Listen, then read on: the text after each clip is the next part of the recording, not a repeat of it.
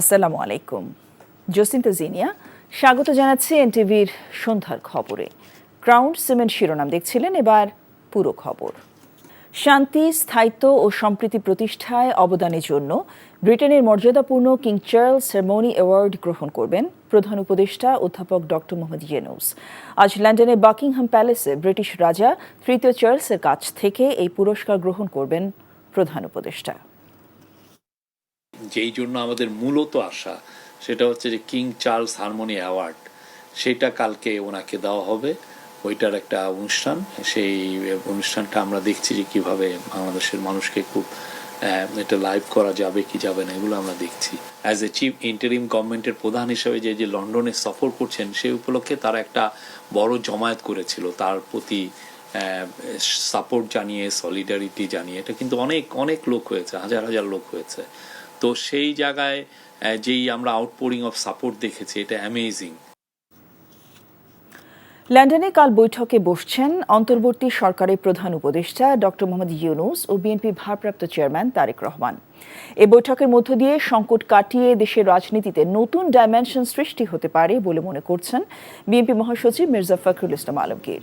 সংস্কার, আগামী জাতীয় নির্বাচন সহ চলমান নানা ইস্যুতে অন্তর্বর্তী সরকার ও বিএনপি নেতাদের মধ্যে যখন টানাপোড়েন চলছে, তখন লন্ডনের এই বৈঠক গুরুত্বপূর্ণ বলে মনে করছেন অনেকেই। বৈঠকে আগামী নির্বাচনের সময় তারেক রহমানের দেশে ফেরা সহ প্রাসঙ্গিক সব বিষয়েই আলোচনা হবে বলে আশা করছেন মির্জা ফখরুল। বৈঠকের সময় নির্ধারণ হবার পরই বুধবার লন্ডনে গেছেন বিএনপি স্থায়ী কমিটির সদস্য আমির খসরু মাহমুদ চৌধুরী। এবং আমার মনে হয় যে এখন এই সময়ের মধ্যে এটা সবচেয়ে ইম্পর্টেন্ট ইভেন্ট। সাক্ষাৎকারটা হলে নতুন ডাইমেনশন সৃষ্টি হতে পারে, সম্ভাবনা অনেক আর কি। এখন এটা নির্ভর করবে আমাদের নেতৃবৃন্দের উপরে।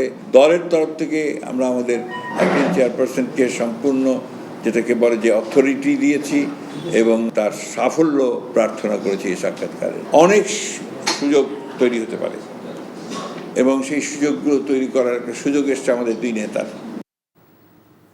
ক্রিকেট, আবারও ৩ অধিনায়কের যুগে প্রবেশ করল বাংলাদেশ। শ্রীলঙ্কা সফরে নাজমুল হোসেন শান্ত নয়, মেহেদী হাসান মিরাজের কাঁধে ওয়ানডে নেতৃত্ব 1 বছরের জন্য তুলে দিয়েছে বিসিবি।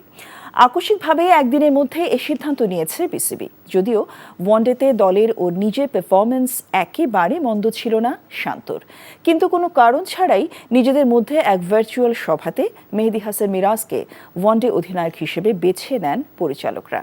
কোনো সিরিজ শুরুর ঠিক আগে এমনভাবে নেতৃত্ব বাছাই কতটা যৌক্তিক, সে প্রশ্ন উঠেছে হঠাৎ করে এই সিদ্ধান্তে। এই ছিল সন্ধ্যার খবরে। এই খবরের ভিডিও সহ আপডেট জানতে ভিজিট করুন এনটিভি অনলাইন www.ntvbd.com। এছাড়াও এনটিভি জনপ্রিয় সব অনুষ্ঠান ও খবরের আপডেট জানতে ভিজিট করুন আমাদের ইউটিউব ভেরিফাইড ফেসবুক পেজ। রাত 10:30টায় রাতের খবর দেখার আমন্ত্রণ রইল। সবাইকে ধন্যবাদ।